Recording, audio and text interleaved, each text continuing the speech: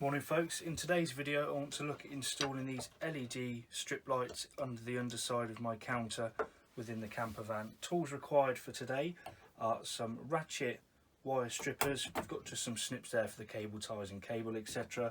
A pair of ratchet crimpers. Now these are absolutely brilliant, much better than the ones that don't ratchet, where you can actually get a full jaws finish on the connectors.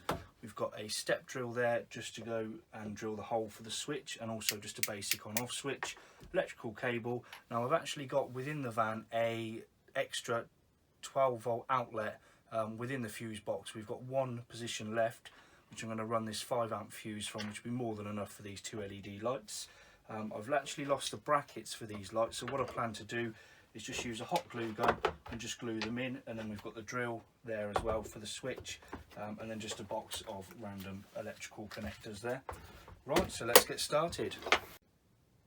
So this is my kitchen area within the van. So we've got the one cupboard which opens up that way, another one there which is your water storage, and one on the very end there houses all the battery, fuse box and the power inverter. If we just go into here, you can see you've got the battery there. Now we have actually got within this fuse box one extra outlet, which we can run a wire from there basically up and around there across to the other side, which is very dark and dingy at the moment, to be able to run the switch, and the lights are going to actually go under the cupboard themselves.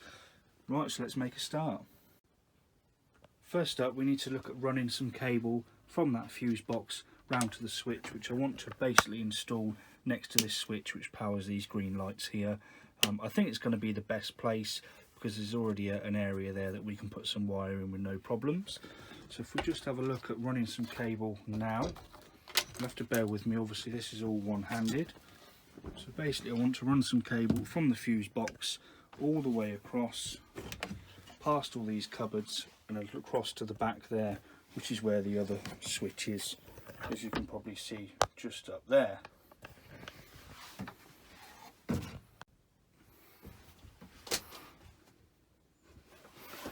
Okay, so just cut a piece of cable long enough. First thing I want to look at doing is using those ratchet strippers and basically adding on our electrical connection to go on the fuse box. I'll just show you how these work. So you've got these little plastic connectors, they're very, very cheap online. So that goes into there, and then we look at putting the wire in, making sure it's fully home, and then just basically squeezing it together. And you can see there, if I just pop that out, you get an absolutely brilliant quality finish there. There's no way that's going to pull out at all. So right, let's get that into the fuse box.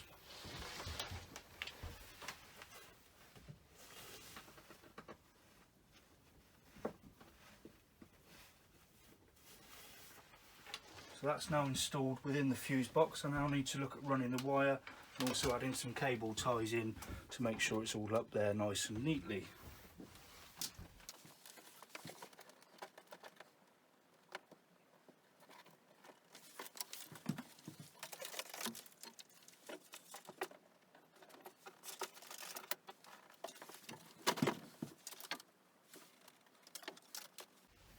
Okay, so that's that all run. Let's look at now drilling the hole and adding the switch in.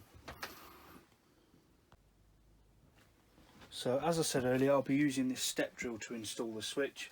Now I'm sure the technical way would actually be to measure the diameter of the switch and then obviously marry that up with the bit of the step that you need. I tend with these just to do them a little bit and then offer it up. It just saves a lot of messing around measuring and bits and bobs. So we'll just get that done now. Spacing wise, I just want to look at installing it literally next to the existing switch, which is already there. So we'll now drill the hole.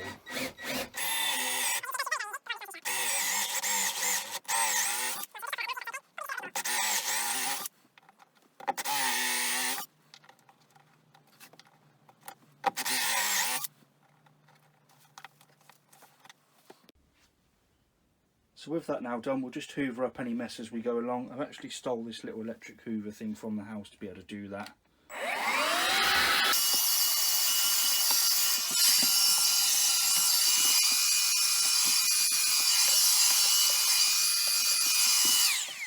And next up is locating our wire that we installed earlier, popping it through the hole, and then look at putting the connector on that, which we will do now. So again, with the ratchet strippers, we shall just strip a little bit of wire off there, twizzle that round, grab our connector from the box, and then again add the connection onto there like that. Once we're done with that, we then need to run another wire out of this switch, because this is the live portion of the switch. So basically you'd have a wire coming into the switch which will be live, and then a live going out actually to the item that you want to power up. Again, it's all fused via that box in there. So we'll install this on here now. A little tip I would say with these, if it seems to be a bit of a loose connection, what you can actually do is just squash these down just a little bit, just so it gives you a nice snug fit on there, to reduce the risk when anyone's getting anything out of the cupboard that is not then going to rip the wire out, and then you're stuck with live wires shooting all over the place. Right, so let's run another wire. As I say, I want to look at putting the switches, the lights roughly around here. So we just need a piece of cable that will go from there roughly to around there. Again, if you overcut it, it's not a problem, because you can just look at reducing it and cutting a bit off later on. And then we'll add another connector onto there to put the other side of the switch, which gives us effectively an outlet. Put that in there, and again that's a nice snug fit, nice and neat and tidy, and that we can actually now tuck back in and put the switch fully home to where it should actually be.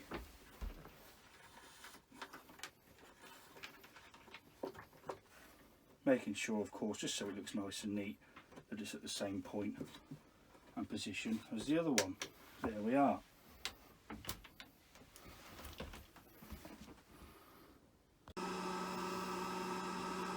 Okay, you'll have to excuse the noise. I've just got the power inverter on, which seems to have the most ridiculously loud fan ever.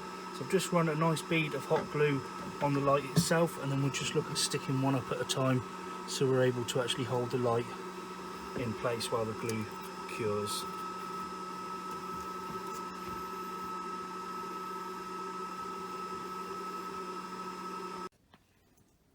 So I just finished mounting up the lights, and the last thing that I've done is, as you can probably see there, is just run some little P-clips just to keep the wiring nice and neat. And also we've got a bit of the van exposed here, so I've just added an earth point into there for the lights themselves so they actually work. Final few bits is to reinstall or install the fuse. I've initially gone for a 5 amp fuse, so we'll see how we get on with that and see what we've got in regards to amps going through the cables. So we'll just shoot back to the switch itself and just see if everything actually works. That's the switch on. Ah, brilliant. Really happy with that. So you can see there, you've got some nice light now inside these cupboards. A lot better than what it was before. We should have to sort of scramble around trying to find anything in there. The only other thing I do in regards to electrical installs, which is the last thing that I really do, is I've got a thing called an inductive amp clamp, which is this item here, and basically it'll measure the amps going through the cables. I just check this, really just peace of mind, just to make sure that I'm actually using the right size fuse. There will be a product rating on the product itself as in regards to amps it uses. But again, for me, I just want to make sure, peace of mind, that I can actually see it on the screen. So we'll just zero that out, pop it around the cable, and what have we got? Probably see there, not even 0.6, not even 1 amp. So I'll probably look at reducing that fuse down to a 3 amp fuse at some point in the future. So that's that install fully finished. If you like the video, please give me a thumbs up. I do have future videos coming up. I've got a diesel night heater full install video to do, and also to make a extra bed for the van itself. Thanks for watching.